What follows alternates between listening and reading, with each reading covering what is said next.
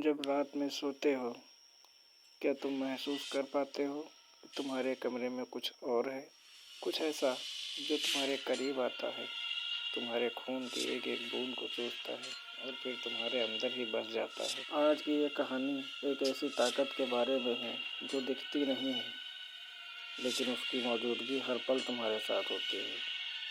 ये कहानी रक्त पिशाच के बारे में है, एक ऐसा प्रेत जो सिर्फ खून नहीं पीता बल्कि अपने शिकार की आत्मा को भी चूस लेता है। गांव में लोग कहते थे कि रात के अंधेरे में जब सभी लोग सो रहे होते हैं, एक ऐसी छाया धीरे धीरे उनके पास पहुंचती है। यह छाया किसी इंसान की तरह नहीं होती, बल्कि एक अदृश्य ताकत होती है जो खून पीने के बाद वापस अपने अंधेरे कोने में जा छिपती है। और फिर जिस पर यह छाया हमला करती है, उसकी दुनिया पूरी तरह बदल जाती है। आज मैं आपको बताने जा रहा हूँ एक ऐसे ही भयानक शिकार की कहानी जो अपने जीवन की सबसे खौफनाक रात में न सिर्फ इस पिशाच के शिकार बनी, बल्कि वो खुद भी एक रक्त पिशाच की तरह बदल गई। क्या आप भी रात के अंधेरे में सोते हो और कभी महसूस करते हो कि कोई तुम्हारे पास आकर तुम्हारी जिंदगी छीन रहा है? क्या तुम्हें कभी ऐसा लगा है कि कोई तुम्हारे खून को पीने के लिए तुम्हारे पास खड़ा है?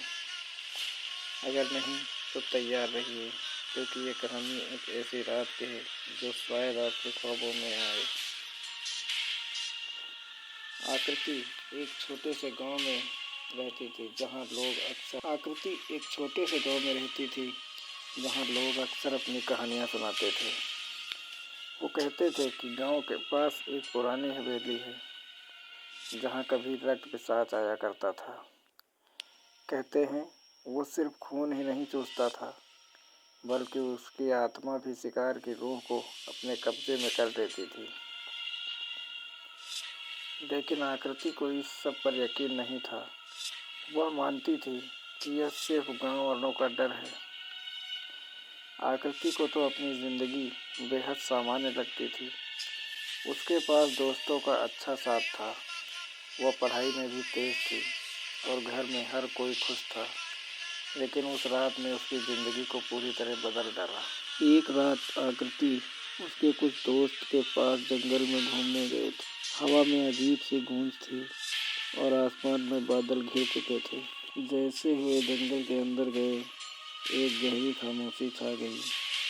अचानक पेड़ों की सरसराहट के बीच आकृति ने देखा, दूर कहीं एक काला धब्बा हवा में घूम रहा था। उसका दिल तेजी से धड़कने लगा।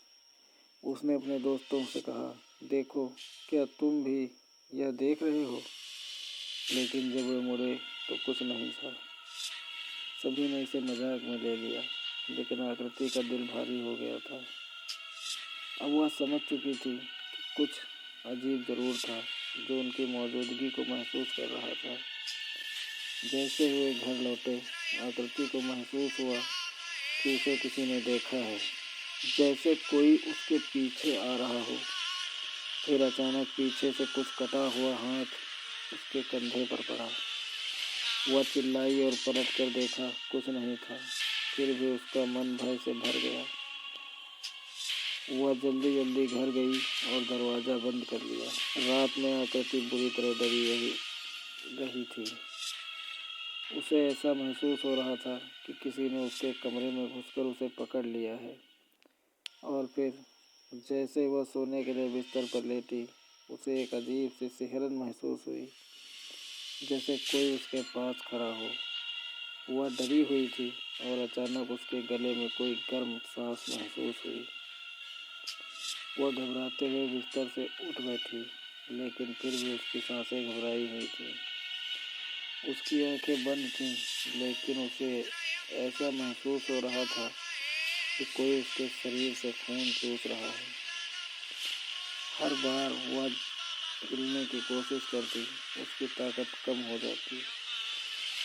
फिर जैसे ही वह उठने की कोशिश करती, उसके गले के पास एक अजीब सी ठंडक और दर्द महसूस हुआ। उसे समझ में आ गया कि यह वही ताकत थी जिसके बारे में गांव वाले लोग कहते थे। वह चिल्लाई, लेकिन उसकी आवाज़ जैसे गले में कहीं घुट कर रह गई। वह डर के मारे हिल भी नहीं पा रही थी। कहीं कुछ था जो उसे शिकार बना चुका था। सुबह जब आकृति की माँ ने दरवाज़ा खोला तो उसने देखा कि आकृति की आंखें खुली हुई थी, लेकिन उनमें एक अजीब चमक थी। आकृति का चेहरा बेजान था, जैसे वह किसी और दुनिया से आ रही हो। उसकी माँ ने उसे बुलाया, लेकिन आकृति ने कुछ नहीं कहा।